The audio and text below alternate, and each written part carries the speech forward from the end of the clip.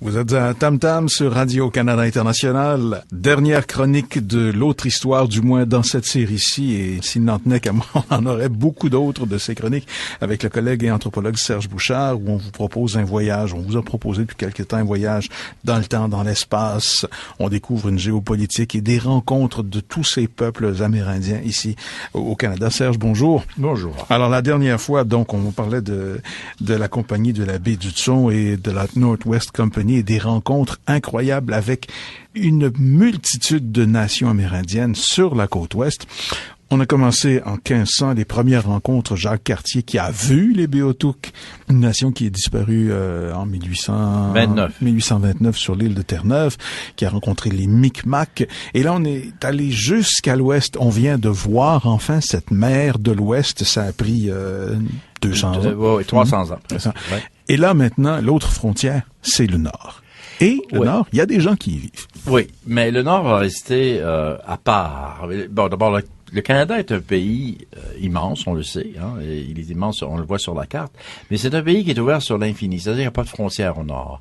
Et on a toujours pensé que c'était canadien, jusqu'au pôle nord, bien sûr. Toutes les glaces, tous les glaçons. C'est à nous. Bon. C'est à nous, bien sûr. Aujourd'hui, il y a de la compétition. Et on sort les poteaux de clôture, puis on essaie de mesurer les choses.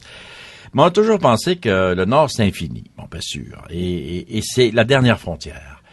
Comme le grand mouvement historique se fait d'est en ouest, il se fait pas de sud au nord. Alors, tout ce qui sera au nord va échapper je dirais, la voracité du tournoi de l'histoire. Et dans les faits, les populations, les Premières Nations du Nord vont être un peu plus tranquilles. Et ça vaut même pour les Premières Nations amérindiennes. Alors, les Dene Tapascans du Nord vont être moins bousculés par la présence du projet canadien. Les Cris du Nord de la baie James vont être plus tard bousculés. Les Inuits du Nord montagnais vont être bousculés beaucoup plus tard. Eux sont plus à l'est, là, c'est ça. Et ben là, je viens de refaire l'est vers l'ouest. Donc, on parle des Inuits du Labrador, les Cris de la baie James, les Cris de l'autre baie James, et ensuite les Dene du territoire du Nord-Ouest, puis on s'en va au Yukon. Ils vont être rattrapés dans les années 1950, donc après la Deuxième Guerre mondiale. Et dans un même mouvement, on va rattraper aussi ce qu'on va appeler pendant longtemps les Esquimaux. Maintenant, les Esquimaux étaient connus depuis fort longtemps. C'est un très grand paradoxe. D'ailleurs, ce sont probablement les Esquimaux qui ont vu les Européens pour la première fois. Alors là, c'est un paradoxe. C'est eux qui vont être démolis en dernier, mais c'est eux qui vont les voir en premier.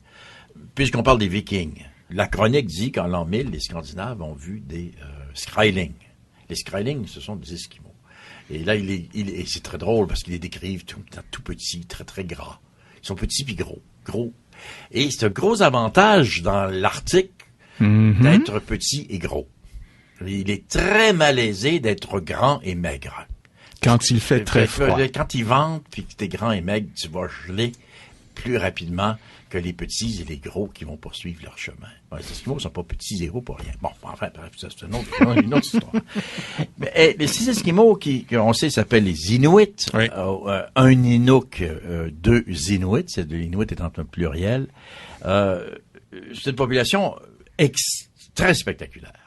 Parce que ce sont des chasseurs maritimes, les gens sur la planète Terre adaptés aux conditions les plus extrêmes. Quant au climat, il fait très froid, mais ils vivent dans le froid.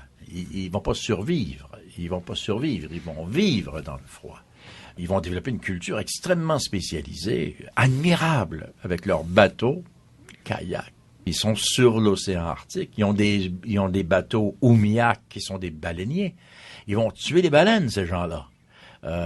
Donc, les Européens les voient, là, ce sont des gens qui sont sur les glaces, ils tuent des phoques, ils tuent des baleines, ils tuent des ours polaires. Une population adaptée, puis qui vivent, bien sûr, dans des maisons de glace. Tout pour le spectaculaire. D'ailleurs, au début du 20e siècle, le monde esquimau, le monde du Grand Nord a exercé une fascination pour la culture occidentale incroyable. Mais ces gens vont échapper au monde de la consommation, à la présence continue. Il y a même personne qui a pensé à aller habiter, à faire une ville de 2 millions d'habitants dans l'Arctique. Donc, ces terres ne sont pas considérées pour l'agriculture, ne sont pas considérées pour l'occupation humaine. Peut-être certainement pour les mines. Dans le Nord, on cherche, c'est d'actualité encore aujourd'hui, on cherche les mines d'or, l'Eldorado. Mais pour l'occupation humaine, moins. Les Inuits vont être rattrapés par l'univers de consommation après la Deuxième Guerre mondiale, comme les Indiens du Nord, par des moyens de communication. Premièrement, c'est l'avion. L'utilisation de l'avion, le fait qu'on va les examiner médicalement, qu'on va découvrir la tuberculose, soigner la tuberculose, commencer une circulation, envoyer des Esquimaux vers le sud dans des sanatoriums, introduire l'éducation, introduire pour les enfants, l'introduction de l'éducation pour les enfants. Et là, des présences continues pour des exploitations minières, puis il y a toutes sortes de contacts qui vont s'établir. Et là, la modernité va arriver dans le Nord, tout simplement. Mais c'est une modernité qui va arriver, qui est très maladroite et très grossière, mais elle va arriver d'un coup. Et à une vitesse incroyable. On n'a pas idée. Dans les années 70, la télévision est arrivée d'un coup.